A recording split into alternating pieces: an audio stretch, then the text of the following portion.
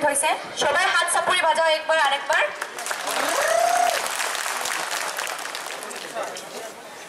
Kumar Pranav Narayan Dev,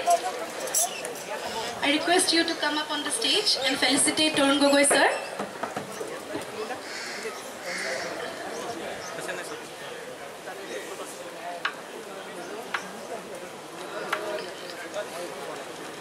And a volunteer will welcome him with a Halodia Gamusa. এটা জোরদার হাত চাপুরি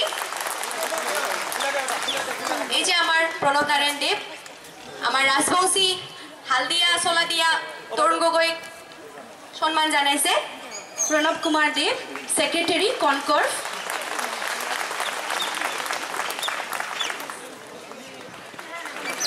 হাত চাপৰি সবাই হাত চাপৰি মাৰে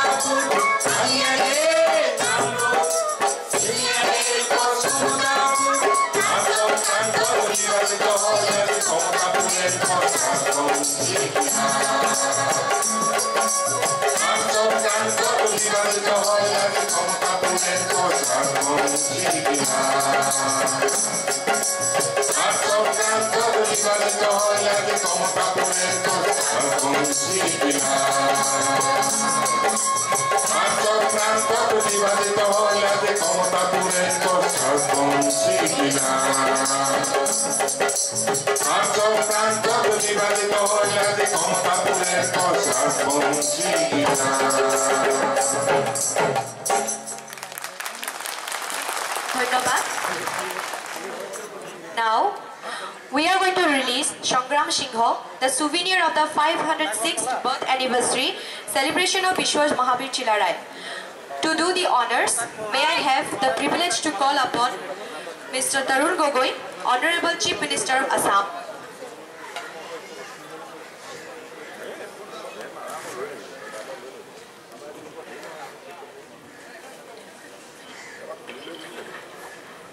Can we have a round of applause, please?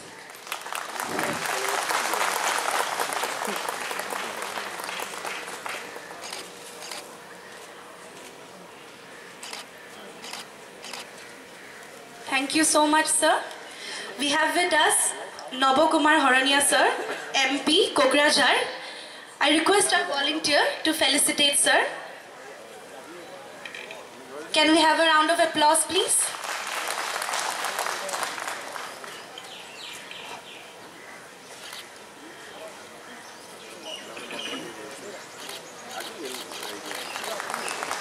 Thank you, sir. Now, this indeed is a great occasion and a matter of enormous pride that we have amidst us the Honorable Chief Minister of Assam, Shri Tarun Gogoi. Sir, may I have the honor to call upon you to share your valuable thoughts and vision with us.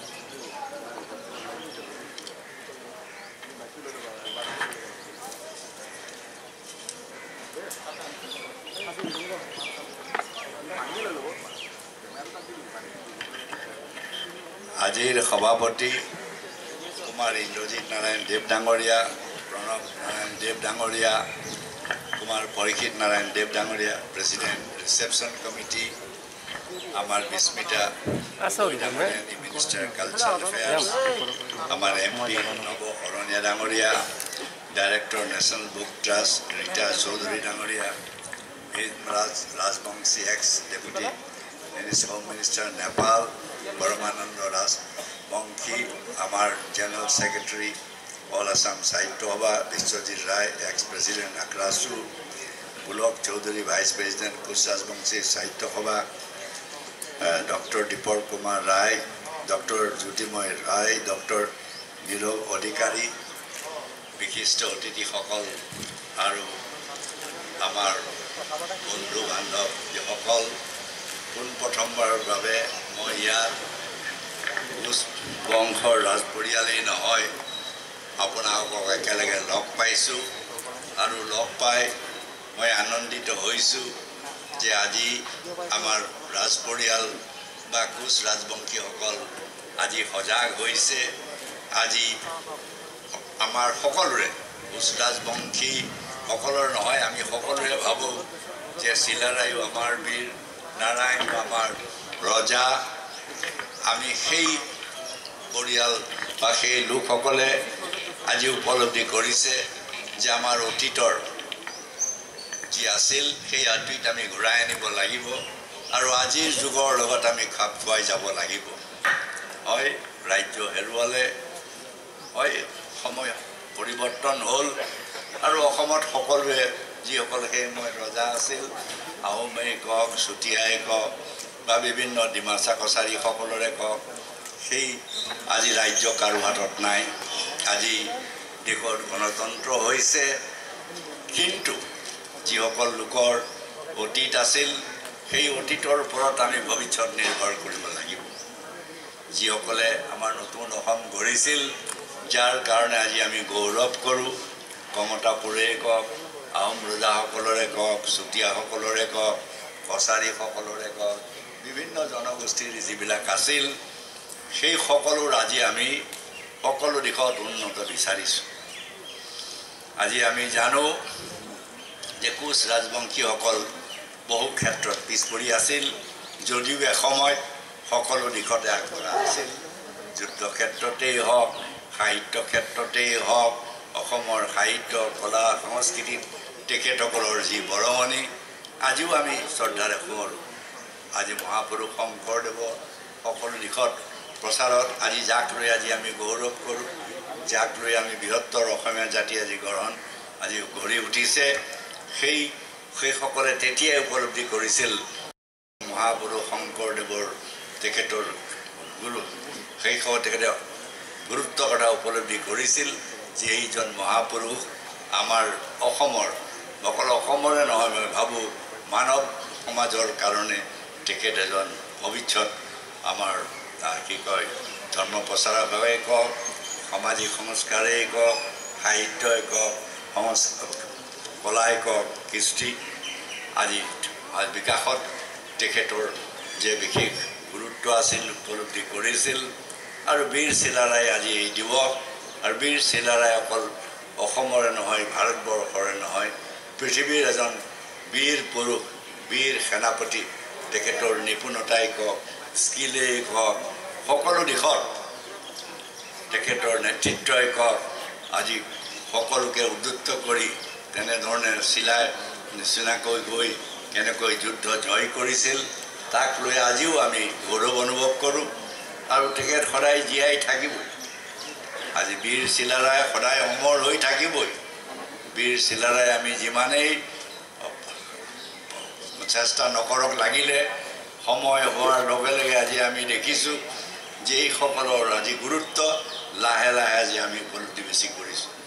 আজি আমি আনকি শংকৰদেৱৰে কওক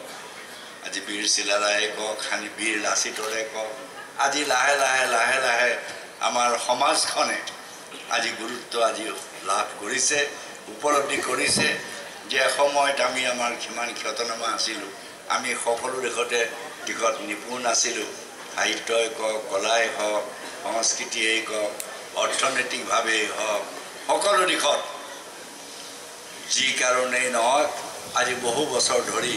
আমি কিন্তু লাহে লাহে লাহে লাহে দুৰ্বল হৈ গৈছিলোঁ কিন্তু এতিয়া আজি উপলব্ধি কৰিছে যে আমি দুৰ্বল নহয় আজি যেনেকৈ ৰাজ পৰিয়ালেই হওক সকলোখিনি আজি আগুৱাই আহিছে যে আজি আমি এক হ'ব লাগিব এক হৈ আমি আমাৰ প্ৰাপ্যৰ কাৰণে যুদ্ধ কৰিব লাগিব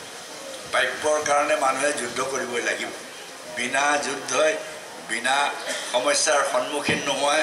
কোনো মানুহ আজি আগুৱাই যাব বাধা আহিব সৃষ্টি আহিব সেই বাধা আমি অতিক্ৰম কৰি যাব লাগিব আৰু যাব পাৰিব যিহেতু বীৰ চিলাৰায় বংশৰ মানুহ সেইসকল আজি যিমানেই বাধা বিঘিনি নহওক সেই বাধা বিঘিনিৰ পাৰ হৈ যাব পাৰিব কাৰণ সেইখিনি যিটো সাহস সেইখিনিত সেই সাহস আছে নিপুণতাও আছে আজি আমি সেই আমাৰ গুণখিনি আমি আহৰণ কৰিব লাগিব কৰিব আজি সজাগ হৈছে মানুহ যেতিয়া সজাগ হয় কোনো কাকো আজি কি কয় ছাপ্ৰেছ কৰি ৰাখিব নোৱাৰে আৰু পৃথিৱীত কোনো জাতিক আমি যদি ভাবোঁ দুৰ্বল বুলি এইটো আটাইতকৈ ভুল কৰা হ'ব পৃথিৱীত কোনো দুৰ্বল নহয় আজিও যেনেকৈ কোচ ৰাজবংশীসকল দুৰ্বল নহয় তেওঁলোকৰ সৎসাহেই কওক আজি দেশৰ প্ৰতি দেশপ্ৰেমেই কওক সকলো দিশৰ তেখেতসকলৰ যিটো গুণ আছে সেই গুণ মই ভাবোঁ অতি প্ৰশংসনীয় কাৰণ আমিও যিহেতু ৰাজনীতি কৰোঁ আমি সকলো শ্ৰেণীৰ মানুহৰ লগত আমাৰ সম্বন্ধ কোচ আৰু আমাৰ মাজত মিল এইটোৱে আমি কথা দিলে কথা ৰাখোঁ আমি পিছি ফালৰ পৰা ডেগাৰ নামাৰোঁ আমি সত্য কথা কওঁ খোলাখুলিভাৱে কথা কওঁ আমাৰ কথাত হয়তো অলপমান কঠুৱা হ'ব পাৰে কথাত হয়তো ইমান মিঠা নহয় কথা আমাৰো মিঠা বেছি নহয় এই ৰাজবংশীবিলাকৰো আমাৰ লগত বেছি মিঠা নহয়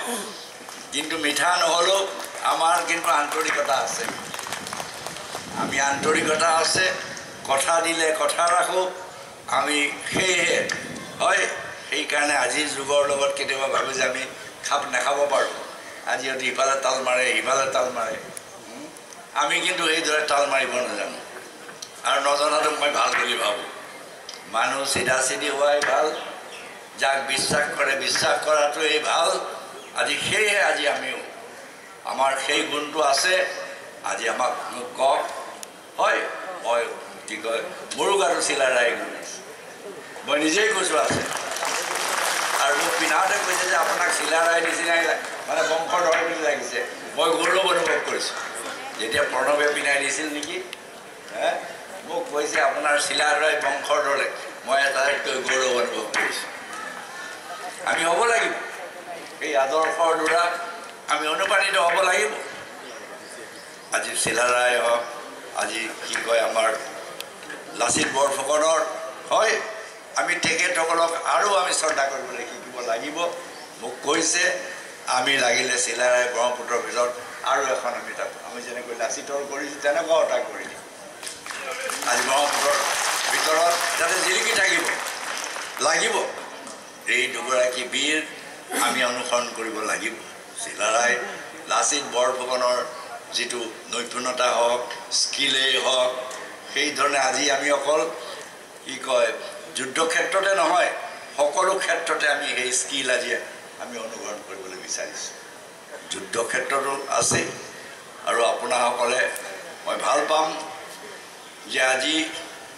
আমাৰ এইসকল আজি আগুৱাই আহিছে হয় মোক দুখ কৰিছে দুখ কৰাটো স্বাভাৱিক যে চিলাৰায় বীৰ মূৰ্তিত আমি চৰকাৰীয়ে পাতোঁ আমি তেখেতসকলক উপেক্ষা কৰি আহোঁ আমি কিন্তু নাজানো দেই সঁচা কথাটো ক'বলৈ অৰ্গেনাইজেশ্যনে মাতে আমি যাওঁ আৰু মোৰ পৰিয়ালৰ লগত অৱশ্যে পুৰণা চিনাকি আছে অজিত নাৰায়ণে কওক মঞ্জুলা দেৱী নাৰায়ণ এম পি আছিল নহয় মোৰ ফটোও আছে এতিয়া মই যেতিয়া ডেকা ল'ৰা ইন্দিৰা গান্ধীক লৈ যাওঁতে মোৰ এখন জীৱনী লিখিছোঁ তাত মঞ্জুলা দেৱীৰ ফটোখন আছে জানে মই এই পৰিয়ালৰ লগত জানো কাৰণ অৱশ্যে তেখেতসকলৰ লগত মোৰ সম্বন্ধ ৰাজনীতি আছিল তেতিয়া যিহেতু মঞ্জুলা দেৱীও আমাৰ কি কয় এম পি আছিল আৰু ইন্দিৰা গান্ধীয়েও তেখেতক খুব সন্মান কৰিছিল খুব ভাল পাইছিল মই যিহেতু মই সৰু আছিল তেতিয়া কাৰণ ময়ো তেখেতে আমাক লিডাৰ হৈ পেলাই লৈ গৈছিল ইন্দিৰা গান্ধীলৈ ওচৰলৈ আমাক লৈ গৈছিল আমি তেতিয়া শিশু লৈ পেলাই দিল্লীত আমি অল ইণ্ডিয়াৰ কনফাৰেঞ্চ হৈছিল সেই তেতিয়া অসমৰ পৰা এই মঞ্জুলা দেৱীয়ে আমাক ইন্দিৰা গান্ধীলৈ লৈ গৈছিল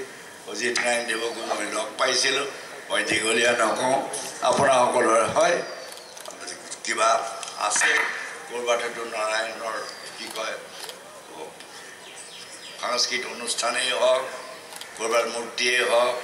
চিলাৰায় নামৰে মেডিকেল কলেজেই হওক আমাৰ যি লাগে মই কৰাত সকলো সহায় কৰিম আপোনাসকলক সহায় কৰিম কাৰণ আজি কোচবংশীসকল যদি আগবাঢ়ি নাযায় ৰাজবংশী অসম কেনেকৈ আগুৱাই অসম আগুৱাই যাবলৈ হ'লে কোচবংশীসকল আগুৱাই যাব লাগিব আজি আটাইতকৈ ভাল লাগিছে ইমান যে কালাৰফুল ময়ো আগে জনা নাছিলোঁ সঁচা কথাটো ক'বলৈ গ'লে এই ড্ৰেছবিলাকো যে ছোৱালীবিলাকৰ বেলেগ বেলেগ সেইটো মই নাজানিছিলোঁ আজি দেখি মই ভাল পাইছোঁ আমি কালাৰফুল যে কিমান আজি প্ৰমাণিত হৈছে যে আমাৰ ইয়াত ইমান এখন ধুনীয়া ফুলনি এইখনটো এখন ফুলনিৰ নিচিনা লাগিছে দেখোন ভাল লাগিছে মই ভাবিলোঁ মই ভালেই কৰিলোঁ আজি কি কয় দিল্লীলৈ যোৱাৰ সময়টো বদলাই মই ইয়াত আহিব নোৱাৰিম বুলিয়ে ভাবিছিলোঁ আৰু ময়ো ভবা নাই ইমান মানুহ আহিব ইমানখিনি আমাৰ কালাৰফুল মানুহ আহিব ৰাজ পৰিয়ালে যে এনেকৈ ভালকৈ কৰিছে মই বিশ্বাস কৰা নাছিলোঁ সঁচা কথা ক'বলৈ গ'লে কিন্তু আহি মই কিন্তু আনন্দ লাগিছে মই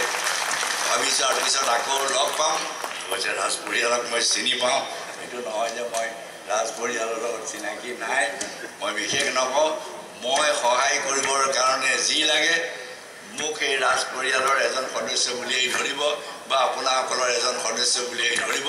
অকল ৰাজ পৰিয়ালে নহয় কোচৰাজবংশীৰ এজন ৰাজ পৰিয়াল হিচাপে ৰাজ নহয় সৰ্বসাধাৰণ মই ৰজা হৈ থাকিব খোজা নাই অকল সৰ্বসাধাৰণ হৈ থাকিব বিচাৰিছোঁ যে আপোনাসকলৰ লগত একেলগে থাকিম আমি এনে এখন কৰিম যে আপোনাসকলৰ সকলো উন্নতি হ'ব আমি একেলগে আগবাঢ়ি যাম এই দুআষাৰ কৈ সকলোলৈ মই আন্তৰিক শুভেচ্ছা জনাইছোঁ আৰু কনচৰ্টিয়ামৰ সকলো সদস্য আজি গোটেইকেইটা সংগঠনে এনেধৰণে লোকসকলক একত্ৰিত কৰাত তেখেতসকলক ধন্যবাদ জনাইছোঁ জয় কোচ ৰাজবংশী জয় আই অসম জয় হিন্দ